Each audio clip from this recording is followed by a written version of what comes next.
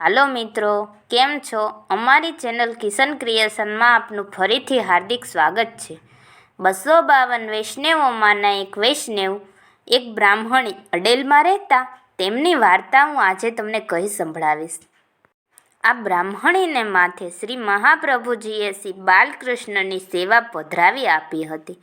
તેમની યથાશક્તિ સેવા કરતા તે નિષ્કંચ હોવાથી શ્રી ઠાકોરજીને આગળ માટીના કુંજા જલથી ભરતા અને રસોઈમાં પણ માટીના પાત્ર રાખતા.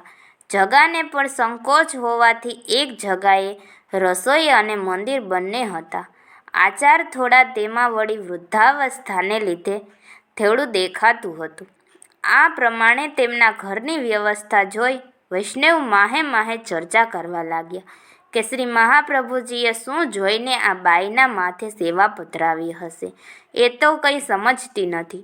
એક દિવસે શ્રી મહાપ્રભુજી તે ડોકરીના ગામથી 2 કોસ દૂર એક ગામમાં પધાર્યા હતા. ત્યાંથી આપ પાછા ફર્યા ત્યારે તે ડોકરીના ઘર આગળ થઈ અને નીકળ્યા. પિતાની સાથે જે વૈષ્ણવ હતા તેમણે વિનંતી કરી, મહારાજ, આપે જે બ્રાહ્મણીને માથે શ્રી બાલકૃષ્ણની સેવા પધરાવી આપી છે તે બ્રાહ્મણીનું ઘર આ છે. તેણે ઘેર પધરાવી આપ જુઓ કે તેનો આચાર કેવો છે. શ્રી મહાપ્રભુજી કૃપાસાર છે. તેથી બ્રાહ્મણીના ઘરની અંદર પધાર્યા. તે વખતે તે રસોઈ કરતા હતા. રોટી કરી ઘીથી ચોપડી શ્રી ઠાકોરજીને આગળ ધરતા જાય. નેત્રથી દેખે નહીં તેથી રોટલી ઉપર હાથ ફેરવ્યા કરે અને રોટલી ઉપર હાથ ન ફરે એટલે બિલાડી લઈ જાય અને નવી રોટલી કરતા જાય. શ્રી આચાર્યજી આપ ઊભા જુએ છે. પોતે બ્રાહ્મણીને, અંતુઅરી બાઈ તેરે બડે ભાગ્ય હે જો તેરી કરી રોટી શ્રી ઠાકોરજી આપ આરો. પોતાના શ્રી મુખના વચન સાંભળી બ્રાહ્મણી ઓળખ્યા. તેથી ઉઠીને શ્રી મહાપ્રભુજીને દંડવત કરી બોલ્યા, આપ પધાર્યા તે મેં જાણ્યું નહીં. મારી આંખે દેખતું નહીં, પણ આપની કાનથી શ્રી ઠાકોરજી મારી સેવા માગી લે છે. શ્રી મહાપ્રભુજીએ પોતાની સાથેના સઘળા વૈષ્ણવોને કહ્યું કે શ્રી ઠાકોરજી તે સ્નેહને વશ છે. વૈષ્ણવે હસીને ચૂપ રહ્યા. શ્રી મહાપ્રભુજી ત્યાંથી પોતાને મુકામ પધાર્યા. તે બાઈ ઉપર ઘણા પ્રસન્ન થયા. આ બ્રાહ્મણી શ્રી મહાપ્રભુજીના એવા કૃપાપાત્ર ભગવદીય હતા. હવે જે કંઈ સંભળાવી તે એક સત્રાણીની વાર્તા છે. આ સત્રાણી રેંટિયો સામગ્રી લાવી રસોઈ કરી શ્રી ઠાકોરજીને ભોગ સમર્પી નિર્વાહ ચલાવતા. એક દિવસે તેમની એવી બુદ્ધિ થઈ કે શ્રી ઠાકોરજીને માટે કંઈ મીઠી સામગ્રી કરી નાખો. તે દિવસથી દરરોજ જેટલું સૂતર કાંતતા તેના કરતાં વધારે કાંતવા લાગ્યા. જ્યારે 10-12% એકઠા થયા ત્યારે તે પૈસાનું ઘી અને ખાંડ લઈ આવ્યા. ઘરમાંથી મેંદીની છાંદી બીજે દિવસે લાડુ સિદ્ધ કર્યા. તેમણે પોતાના મનમાં વિચાર કર્યો કે 10-12 દિવસથી સામગ્રી સિદ્ધ થઈ છે, તેથી હવે ત્યાં દિવસ સુધી નિશ્ચિત છે. તે દિવસ તે સામગ્રીમાંથી થોડી શ્રી ઠાકોરજીને આરોગાવી બાકીની એક માટલીમાં ભરી મંદિરમાં મૂકી રાખી. પછી શ્રી ઠાકોરજીને રાજભોગ સમયે ભોગ શરાવી આરતી કરી અનોસર કરી મહાપ્રસાદ લઈ ચરખો કાંતવા બેઠા. શ્રી ઠાકોરજી શ્રી બાલકૃષ્ણજીના સિંહાસન ઉપર ઉતરી સામગ્રીની માટલી જ્યાં ધરી હતી ત્યાં લઈ અને પાછા સિંહાસન ઉપર આવી બેઠા. તે માટલીમાંથી લાડુ કાઢી આપ આરોગવા લાગ્યા. માટલીને ખડખડાટ થતે અવાજ સાંભળી અને ઉંદર કે બિલાડી હશે એમ જાણી તે કાંતા કાંતા ઉઠી જોવા લાગ્યા. મંદિરના કમાણ ખોલી જુએ છે તો શ્રી ઠાકોરજી સિંહાસન ઉપર માટલી લઈ અને બેઠા છે અને ત્યાંથી લાડુ કાઢી આરોગે છે. સત્રાણી આ જોઈને છાતી કૂદવા લાગ્યા અને કહેવા લાગ્યા, આ સામગ્રી મેં તમારા માટે 10-12 દિવસની કરી રાખી હતી અને તમે આજ જ આરોગી ગયા. શ્રી ઠાકોરજીએ કહ્યું, તે આળસને માટે આ સામગ્રી એકઠી કરી રાખી હતી. શું દરરોજ નવી થતી નહોતી? તે બાઈએ વિનંતી કરી કહ્યું, કૃપાનાથ, સ્વાર્થ મારા અપરાધ ક્ષમા કરે. આજથી દરરોજ નવી સામગ્રી સિદ્ધ કરી આપને અંગીકાર કરાવીશ. આ પ્રસંગમાં શ્રી ઠાકોરજી સઘળી સામગ્રી આરોગી જણાવ્યું કે બાઈને 10-12 દિવસની નિશ્ચિંતતા થઈ એટલે તેને આતુરતા બિલકુલ રહેશે નહીં. નિત્ય સામગ્રી કરશે તે આતુરતા રહેશે કે મારે સામગ્રી કરવી છે. તેટલા માટે શ્રી ઠાકોરજીએ આ અનુભવ જણાવ્યો. તેથી વધારેમાં વધારે શ્રી ઠાકોરજીની સામગ્રી દિવસ 4થી વધારેની નહીં કરવી. શ્રી ઠાકોરજી સામગ્રી આરોગ્યા તેને માટે ક્ષત્રાણીએ છાતી કૂટી નહોતી, પણ શ્રી ઠાકોરજીએ શ્રી મહાપ્રભુજીના માર્ગની મર્યાદા છોડી. આ માર્ગની મર્યાદા એવી છે કે જેટલી સામગ્રી શ્રી ઠાકોરજીની આગળ ધરવામાં આવે તેટલી જ સામગ્રી આરોગો. જુદી રાખી મૂકેલી સામગ્રી આરોગો નહીં. આજ તો શ્રી ઠાકોરજીએ માર્ગની મર્યાદા તોડી તો મને પણ કદાપી છોડી દે એમ જાણું ને છાતી કૂટી હતી. પણ જ્યારે શ્રી ઠાકોરજીએ કહ્યું કે દરરોજ નવી સામગ્રી સિદ્ધ થતી નહોતી, હવે તો તું નિશ્ચિંત થઈને બેઠી. આ વાક્ય જ્યારે શ્રવણ કર્યું ત્યારે નિશ્ચય થયો કે શ્રી ઠાકોરજીએ માર્ગની મર્યાદા છોડી નથી, પણ મેં જ મર્યાદા છોડી હતી કે દિવસ 10-12ની નિશ્ચિંતાવાળી થઈને બેઠી હતી. શ્રી ઠાકોરજીએ મારી ઉપર કૃપા કરી મને સેવામાં સાવધાન કરી. તેથી શ્રી ઠાકોરજી આ સામગ્રી આરોગ્યા. આ સત્રાણી શ્રી મહાપ્રભુજીની કૃપાથી એવા કૃપાપાત્ર હતા કે જેમણે શ્રી ઠાકોરજીએ સેવામાંથી વિમુખ થવા દીધા નહીં. દરરોજ સેવામાં આવી રહેતી. નાના બાળકની માફક ઘટ કરી અને જે જોઈએ તે માગી લેતા. એ અનુભવ શ્રી ઠાકોરજી જણાવતા હતા. તેમની વાર્તાનો પાર નથી. હવે જે કહી સંભળાવીશ તે સાસુ વહુ સત્રાણી સિંહનંદના રહેવાસીની વાર્તા છે.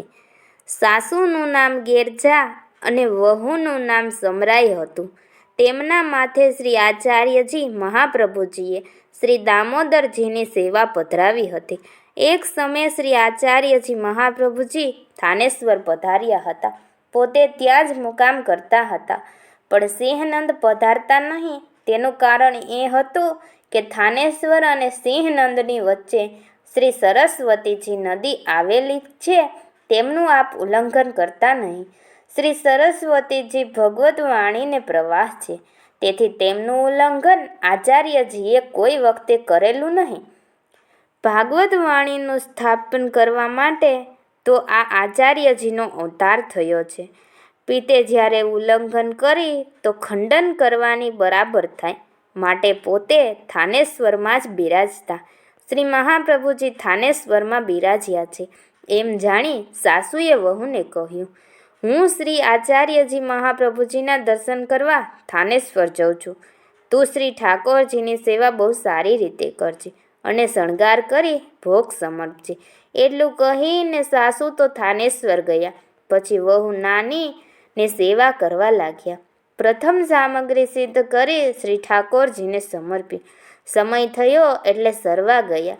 ત્યારે સામગ્રી જેમની તેમ યથાસ્થિ શ્રી ઠાકોરજીની પાસે ધરેલી દીધી. વહુએ વિનંતી કરી, મહારાજ, હું તે કંઈ સમજી નથી અને સાસુએ તો મને કશું કહ્યું નથી. આપ સામગ્રી આરોગતા નથી, તેથી મારી ભૂલ થઈ હશે. અગર તો રસોઈ સારી થઈ નહીં હોય, અગર તો પાત્ર માંજવામાં અશુદ્ધિ રહી હશે, કંઈ પણ ચૂક થઈ હશે, તેથી આપ આરોગ્યા નહીં. એમ કહીને તે વહુએ ભોગ સરાવી પત્ર મંજી બહુ સારી રીતે સાફ કરી બીજી વાર સામગ્રી સિદ્ધ કરી. ફરીથી શ્રી ઠાકોરજીએ ભોગ સમર્પી મનમાં કહ્યું, પહેલી વખત તો મારી ચૂક થઈ ગયેલી, તેથી શ્રી ઠાકોરજી આરોગ્યા નહીં. હવે તો સારી રીતે પાત્ર માંજીને રસોઈ સિદ્ધ કરી છે, તેથી શ્રી ઠાકોરજી ભોગ જરૂરથી આરોગશે. સમય થયો એટલે બીજી વાર ભોગ સરવા ગયા. ત્યારે પણ પ્રથમની માફક જેમની તેમ સામગ્રી ધરેલી છે. પછી તો મનમાં બહુ ખેદ થયો અને રોવા લાગ્યા. શ્રી ઠાકોરજીને વિનંતી કરી, મહારાજ, હું તો કંઈ જાણતી નથી, તેથી આપ જણાવો કે મને રસોઈ કરતાં આવડતી નથી કે કંઈ મારો દેહનો દોષ છે. એ પ્રમાણે કહેતા જાય અને છાતી ભરી ભરી આવે અને કહે કે મારો કયો અપરાધ હશે કે શ્રી ઠાકોરજી આરોગતા નથી. ફરીથી બહુ સારી રીતે પાત્ર માંજી અને સામગ્રી કરું છું, એમ કહી ત્રીજી વાર રસોઈ કરી ભોગ સમર્પે. સમય થયો એટલે સરવા ગયા. ત્યારે પણ યથાશક્તિ જોયું એટલે મહાખેદ થયો. હવે હું શું કરું? શ્રી ઠાકોરજી ભૂખ્યા રહેશે? સાસુએ તો મને કંઈ શીખવાડ્યું નહીં, એમ કહી પછાડ ખાઈ ભૂમિ ઉપર પડ્યા અને બહુ જ ખેદ કરવા લાગ્યા. આ પરિશ્રમથી સદેહ નિંદા આવી. તે દિવસે તેમણે જળ પણ લીધું નહોતું, તેથી કંઠ સુકાતો રહ્યો. શ્રી ઠાકોરજીને તેનું દુઃખ સહન ન થઈ શક્યું, તેથી સિંહાસન ઉપરથી ઉતરી તેની પાસે આવ્યા. ઉદરેવા સાજ્યા. અરે તું કાહે કો ખેદ કરત હે? હો તો તેનીઓ વેર તેરી કરી ભઈ સામગ્રી આરોગ્યો હું. તાતે તું કછું સંદેહ મતી કરે. બહુએ બુડું સી રીતે જાણું? શ્રી ઠાકોરજીએ કહ્યું, તું ભૂખી છે તેથી તું કંઈ ખા. તેણે વિનંતી કરી. જ્યારે હું તો આપને આરોગતા દેખીશ ત્યારે હું ખાઈશ. શ્રી ઠાકોરજીએ બહુ સમજાવ્યું પણ ન માન્યું. શ્રી ઠાકોરજી જળનો ગળુઓ લાવ્યા અને કહ્યું, તારું ગળું સુકાય છે, તેથી થોડું જળપાન કર. પછી શ્રી ઠાકોરજીએ શ્રી હસ્તની તેના મુખમાં જળ રેડ્યું અને કહ્યું, સવારે તું દેખીશ તે પ્રમાણે આરોગીશ. એટલે તેણે ઉઠીને સખડી મહાપ્રસાદ ગાયને ખવડાવી. રસોઈ પીતને બીજા દિવસના માટે રસોઈની સઘળી સામગ્રી તૈયાર રાખી અને રાત્રિએ ઉત્સાહથી સૂઈ ગયા. પછી પ્રાતઃકાલ ઉઠી ગયા. કરી રસોઈ ચડાઈ. શ્રી ઠાકોરજીને જગાવી શણગાર કરી મેવા ભેગ ધર્યો. સામગ્રી સિદ્ધ થઈ એટલે રાજભોગ સમર્પ્યો. જ્યારે ટેરો સરકાવા લાગ્યા ત્યારે શ્રી ઠાકોરજીએ કહ્યું, ટેરે શા માટે સરકાવે છે? હું આરોગો છું તે તું જો, અને આ બધી સામગ્રી જેમ છે તેમની તેમ યથાશક્તિ રહેશે. સમરાય વહુ ત્યાંના ત્યાં ઊભા રહ્યા. શ્રી ઠાકોરજીને ભોજન કરતા દેખ્યા. પછી થાળમાં સામગ્રી યથાસ્થિત થઈ. શ્રી દામોદરદાસજીએ કહ્યું, આ પ્રમાણે નિત્ય જાણજે. સમરાઈએ કહ્યું, હું તો જોઈશ ત્યારે જ માનીશ. ત્યાં પછી નિત્ય ભેગ ધરે ત્યારે શ્રી ઠાકોરજીને ભોજન કરતા દેખે. તે વખતે જે જોઈએ તે શ્રી ઠાકોરજી માંગી લેતા. પછી હાસ્યાદિક વિનોદ કરે ત્યાં સકળ રસને અનુભવ થાય. શરમાઈ સકળ રસને આ પ્રમાણે અનુભવ કરાવવા લાગ્યા. આ સઘળી વાત શ્રી ઠાકોરજી શ્રી દામોદરદાસજીએ શ્રી મહાપ્રભુજીને જણાવી કે મને શરમાઈ બહુ જ સુખ આપે છે. શ્રી મહાપ્રભુજીએ શરમાઈની સાસુ ગેરજાને પૂછ્યું કે તમને કંઈ શાનુભવ્યતા શ્રી ઠાકોરજી જણાવે છે? ગેરજાએ કહ્યું કે ના કૃપાનાથ. ગોરજા શ્રી મહાપ્રભુજીને ત્યાંથી વિદાય થઈ પિતાને ગામ સેહનંદ પહોંચી આવ્યા. બીજે દિવસે સાસુએ રસોઈ કરી ભોગ સમ્યો. વહુએ કહ્યું, આજ શ્રી ઠાકોરજી ભોગ આરોગતા નથી. સાસુએ કહ્યું, શ્રી ઠાકોરજી તો બાળક છે, તારી સાથે હળી ગયા હશે, તેથી તું રસોઈ કર. એટલે શરમાઈ તુરત નોઈ રસોઈ સિદ્ધ કરી શ્રી ઠાકોરજીને ભોગ સમર્પવા લાગ્યા. શ્રી ઠાકોરજીએ કહ્યું, હું તો આરોગ્યો છું. શરમાઈએ વિનંતી કરી, મેં જોયું નથી, માટે હવે આરોગું તે હું જાણું. ત્યારે શ્રી ઠાકોરજી ફરીથી આરોગ્યા. પછી જ્યારે સાસુ રસોઈ કરે ત્યારે વહુને બોલાવીને કહે કે વહુ થાળ લઈ જાઓ. વહુ થાળ લઈ જઈ શ્રી ઠાકોરજીને આરોગાવે. એ પ્રમાણે હંમેશા કરે. આ સઘળી વાત શ્રી ઠાકોરજી શ્રી આચાર્યજીને કહે. પછી એક દિવસ વહુ શ્રી મહાપ્રભુજીના દર્શન કરવા થાનેશ્વર ગયા. તે સમયે પોતે પાક કરતા હતા, તેથી શરમાઈ રોટી વણવા બેસી હતી. પોતે કહ્યું, હારી વાત સઘળી શ્રી ઠાકોરજીએ અમને કહી કે અમને શરમાઈ વહુ સારી રીતે સુખ આપે છે. તે સાંભળી અને વહુ હસ્યા અને મનમાં કહ્યું, આટલી વાત શ્રી ઠાકોરજીના પેટમાં પણ ન રહી તો બીજું શું રહેશે. પછી તેણે શ્રી મહાપ્રભુજીને કહ્યું, મહારાજ, લરિકાનું શું પૂછવું? આ વાત સાંભળી અને પોતે બહુ જ પ્રસન્ન થયા અને કહ્યું, શ્રી ઠાકોરજીના સાથે એવો સંબંધ આને છે અને હું ઉપર બહુ જ કૃપા છે. શ્રી મહાપ્રભુજીએ કહ્યું, તો નૃત્ય સાલન કેમ કરતી નથી? ત્યારે તે બોલ્યા, મહારાજ, લરિકાના મનમાં આવે તેમ કરીએ. આ સાંભળીને શ્રી આચાર્યજી બહુ જ પ્રસન્ન થયા. તેમની સાસુ ગોરજા પર સ્નેહથી સામગ્રી બહુ જ ઉત્તમ કરતા, તેથી શ્રી ઠાકોરજીને અત્યંત પ્રિય લાગે. આ સઘળી વાત શ્રી ઠાકોરજી શ્રી મહાપ્રભુજીને ત્યાં પધારી કહેતા. તેથી શ્રી મહાપ્રભુજી તે સાસુ વહુ બંનેના ઉપર ઘણા જ પ્રસન્ન રહેતા.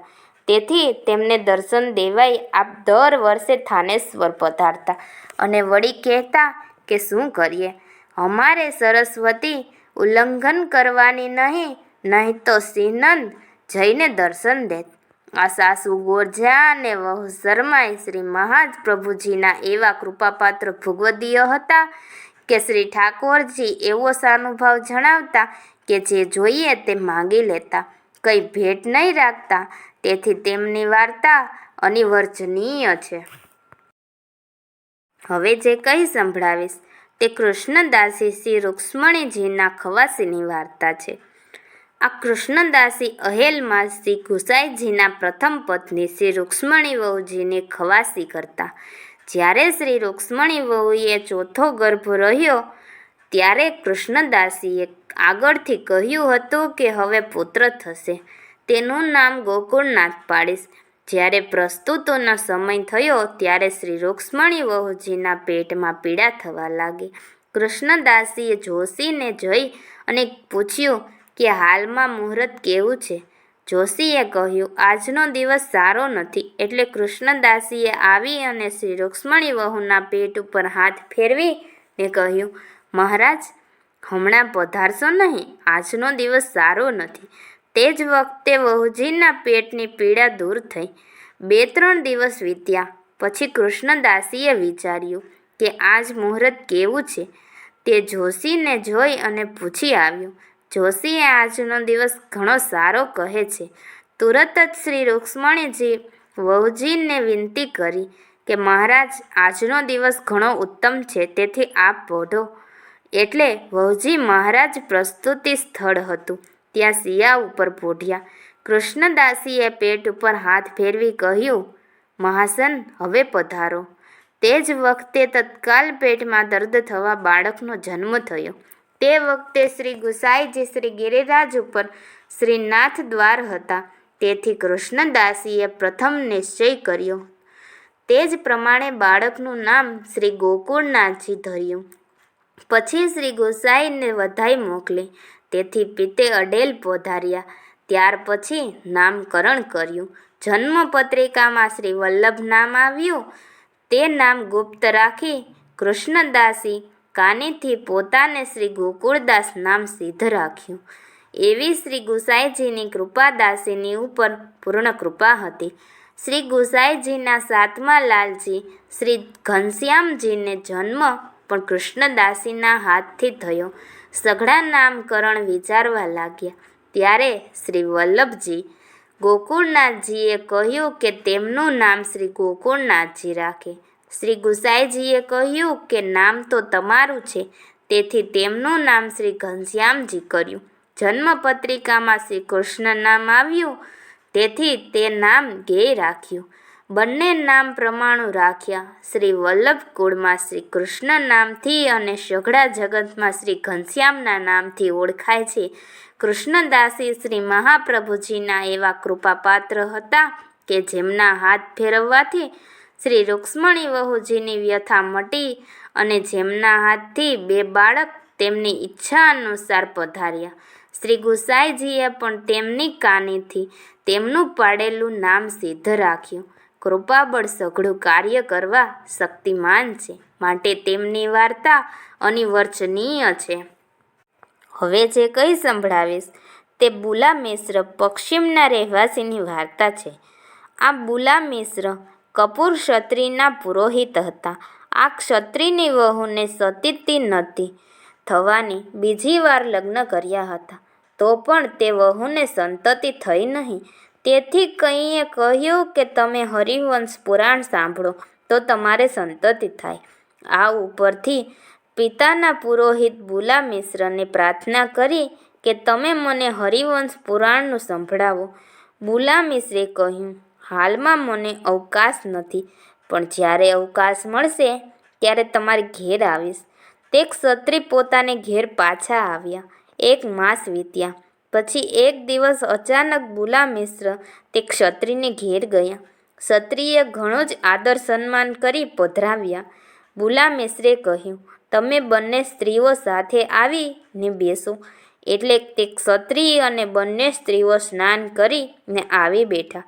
બુલા મિશ્રે દેહ શુદ્ધિને માટે દાન કરાવ્યું અને હરિવંશ પુરાણના અંતનો એક શ્લોક સંભળાવ્યો. તે શ્લોક: ઇદમ મયા તે હરિકી મહતમ. શ્રી કૃષ્ણ માહાત્મ્યમ પરીક્ષા ભૂષણવન પઢનાસુ સમાપ્રયાતમ કંઠ યચાપી લોકેશુ સુદુર્લભમ મહતમ. આ શ્લોક સંભળાવી વ્યાખ્યાન પૂરું કરી બુલા મિશ્રે મંત્ર ભણાવી આશીર્વાદ આપ્યા. તે ક્ષત્રિયની પહેલી સ્ત્રીના ખોળામાં અક્ષત આપ્યા. ક્ષત્રિયે કહ્યું, મિશ્રજી, તમે આ શું કર્યું? હવે તેમના સ્ત્રી ધર્મમાં પણ નથી. ઉંમર થઈ જવાની પુત્રની આશા રાખી શકાય તેમ નથી. બુલાશ્રીએ કહ્યું, શ્રી ઠાકોરજી સર્વસમર્થ છે, એમને આપોવે હશે તો આ સ્ત્રીને જ આપશે. મતી એમને અક્ષત આપ્યા તે આપ્યા. એટલું કહી બુલા મિશ્ર ઘેર ચાલવા લાગ્યા. ત્યારે ક્ષત્રિયે વિનંતી કરી, મને સંપૂર્ણ હરિવંશ સંભળાવી ઘેર પધારે. તેમણે કહ્યું, શ્રી ઠાકોરજી તમને સંપૂર્ણ હરિવંશનું ફળ એક લેખમાં આપશે. એમ કહી પોતાને ઘેર ચાલ્યા. ત્યાર પછી ક્ષત્રિયની માટી સ્ત્રીને ફરીથી ઋણ પ્રાપ્ત થયા. પછી ગર્ભવતી થઈ અને સમય થયો એટલે પુત્ર પ્રાપ્તિ થઈ. બુલા મિશ્ર શ્રી મહાપ્રભુજીના એવા કૃપાપાત્ર ભગવદીય હતા કે જેમના અનુગ્રહથી તે ક્ષત્રિયને પુત્ર થશે. જેમને મુક્તિ હરિવંશ સાંભળવાનું ફળ માત્ર એક શ્લોક સાંભળવાથી થયું. આ બુલા મિશ્રની વાર્તા અનિર્વચનીય છે. અલગ અલગ વૈષ્ણવોની અલગ અલગ વાર્તાઓ સાંભળવા માટે અમારા ચેનલમાં જોડાયેલા રહો. અમારા ચેનલમાં છેલ્લે સુધી જોડાવા બદલ આપનો ખૂબ ખૂબ આભાર.